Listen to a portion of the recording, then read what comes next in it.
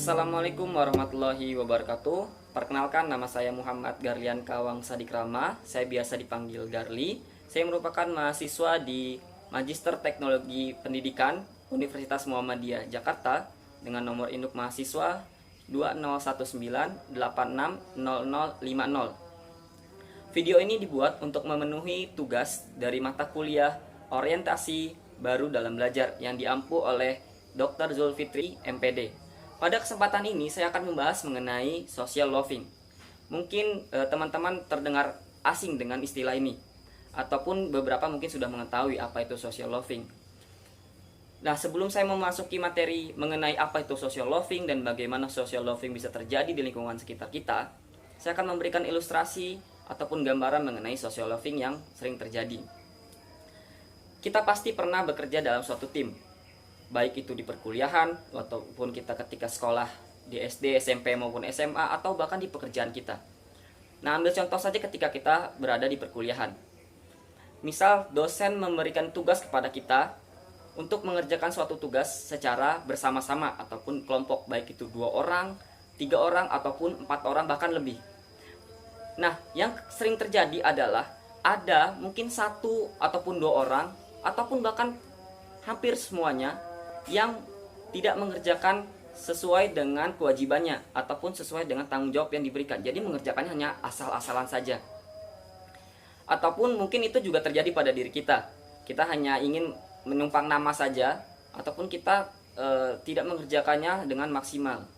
Karena kita mungkin beranggapan ataupun orang-orang tersebut beranggapan bahwasanya ya sudah pasti dikerjakan oleh orang lain. Jadi biasanya dari 4 orang tersebut hanya 1 orang yang benar-benar mengerjakan tugas tersebut. Padahal seharusnya tugas tersebut dikerjakan 4 orang ataupun semua orang dalam kelompok tersebut mengerjakannya dengan sungguh-sungguh. Sehingga hasilnya pun akan lebih baik seperti itu. Nah, hal ini yang berkaitan dengan social loving atau secara bahasa dapat diartikan kemalasan sosial. Untuk lebih lanjutnya, saya akan membahas mengenai social loving pada video berikut ini. Simak pembahasannya.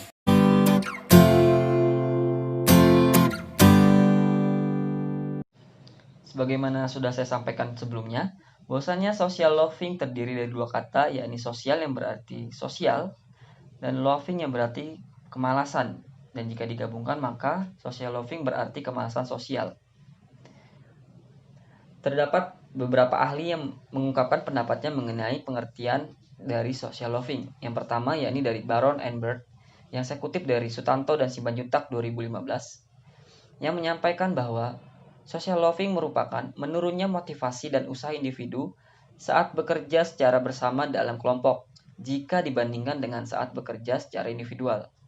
Selanjutnya ada pendapat dari Carroll dan Williams yang saya kutip dari Kusuma tahun 2015 yang menyatakan bahwa social loving merupakan kecenderungan individu untuk mengurangi kinerja di dalam kelompok dibandingkan kinerja ketika melakukan secara individu ataupun independen.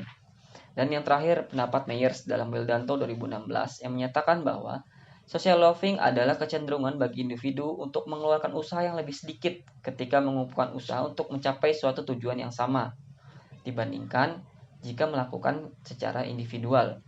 Dari ketiga pendapat tersebut dapat disimpulkan bahwa social loving merupakan menurunnya kinerja yang dilakukan oleh individu ketika berada dalam suatu kelompok jika dibandingkan ketika mengerjakan suatu pekerjaan secara individual ataupun secara mandiri. Lalu apa-apa saja yang mempengaruhi social loving? Ya, ini ada 3. Yang pertama penghindaran tanggung jawab, yang kedua besar kecilnya kuota dalam suatu kelompok, dan yang terakhir evaluasi teman sebaya. Berdasarkan hal tersebut, saya dan beberapa teman saya melakukan penelitian mengenai social loving, yakni lebih tepatnya mengenai pengaruh group size terhadap social loving. Selanjutnya, tujuan dari penelitian ini untuk mengetahui pengaruh group size terhadap social loving pada mahasiswa. Jadi, group size merupakan besaran ataupun jumlah individu yang terdapat dalam suatu grup ataupun kelompok. Nah, untuk manfaatnya, ya ini ada manfaat teoritis di mana hal ini dapat memperkaya khazanah bidang ilmu psikologi dan juga psikologi dan pendidikan. dan juga ada manfaat bidang praktis, ya ini bisa diterapkan dalam berbagai aspek khususnya dalam pendidikan. Hipotesis dalam penelitian ini adalah ada pengaruh group size terhadap social loving pada mahasiswa. Jadi besaran ataupun jumlah yang ada dalam suatu kelompok akan berpengaruh terhadap kemalasan sosial yang akan dialami oleh individu. Pada penelitian ini, saya menggunakan alat timbangan dan juga tambang. Di mana timbangan ini saya menggunakan timbangan analog untuk mengetahui kinerja yang dilakukan oleh individu. Jadi nanti subjek akan menarik sekuat tenaga tambang yang sudah diikatkan dalam timbangan. Lalu nanti akan kami bandingkan hasilnya tatkala dia bekerja secara individu, dalam kelompok, dan juga dalam beberapa kelompok yang lainnya. Nah, untuk prosedur pelaksanaannya, yang pertama kami selaku peneliti mencari subjek yang ada di sekitaran kampus. Jadi kami melakukannya secara random, tidak dalam dan juga tidak dilakukan di laboratorium. Selanjutnya kami meminta subjek untuk menarik tambang secara individu. Lalu setelah dia menarik, kami melakukan pencatatan. Selanjutnya subjek mencari subjek lainnya. Nah, subjek lainnya ini sebenarnya sudah kami rencanakan. Jadi kami sudah bekerja sama dengan orang-orang di sekitar tempat pengambilan data untuk nantinya ia akan melakukan pengambilan data juga. Selanjutnya subjek menarik bersama kedua aktor. Selanjutnya kami cari lagi 2 orang lagi untuk sebagai aktor. Jadi untuk prosedurnya seperti ini. Yang pertama, subjek akan menarik tambang yang sudah kami ikatkan dalam timbangan tersebut secara individu. Jadi kami ingin melihat sejauh mana ia kekuatannya tatkala ia menarik secara individu. Yang kedua, dia menarik tapi disertai dengan 2 aktor. Dan aktor ini pun sebenarnya tidak menarik, hanya memegang tambangnya saja karena ini sudah kami lakukan briefing. Selanjutnya di sesi ketiga ia menarik tambang dengan 4 orang aktor. Sama, aktor ini juga tidak menarik tambang, hanya memegang tambangnya saja. Lalu bagaimana hasil dari penelitian ini? Hasilnya seperti ini. Dan kami juga melakukan pengukuran persepsi di mana subjek ditanya setelah ia melakukan penarikan tambang tersebut, apakah ia merasa bahwa kedua ataupun 4 orang tersebut merupakan aktor. Dan jawabannya 6 dari 8 orang mengatakan tidak, mereka tidak menyadari, dan 2 mengatakan iya. Lalu hasil dari penarikan tambang tersebut secara deskriptif statistik mengalami penurunan. Jadi skor kekuatan ataupun kinerja yang dilakukan oleh masing-masing individu ratanya mengalami penurunan. Jadi ia ketika ia bekerja sendiri lebih maksimal. Selanjutnya ketika ada orang lain ia makin menurunkan kekuatannya, dan yang ditambah lagi dengan 2 aktor tambahan menjadi 4 orang. Jadi dalam satu kelompok ada 5 orang, itu lebih turun lagi. Dan berikut adalah grafiknya. Jadi semakin menurun. Dan hal ini terbukti secara statistik terdapat perbedaan antara setiap perlakuannya. Jadi hipotesis kami terbukti, di mana ada pengaruh group size ataupun jumlah besaran individu dalam suatu kelompok terhadap social loving ataupun kemalasan sosial, di mana semakin besar group size, semakin besar orang-orang atau individu yang dalam suatu kelompok, maka akan semakin tinggi pula social loving yang ada di sana.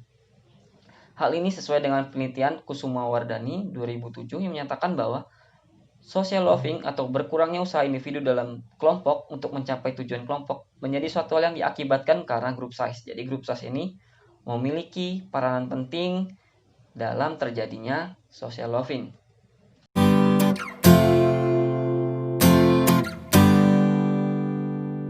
Baik, itulah hasil penelitian yang pernah saya lakukan mengenai social loving yang berhubungan dengan group size atau besarnya jumlah dalam suatu kelompok ataupun seberapa banyak orang-orang yang mengisi ataupun yang berkumpul dalam suatu kelompok. Nah, setelah membahas mengenai penelitian saya ini, saya harapkan teman-teman juga bisa lebih aware terhadap tugas-tugas yang diberikan ketika berada dalam suatu kelompok, entah itu dalam pendidikan, ketika kita berkuliah, ataupun ketika kita bekerja.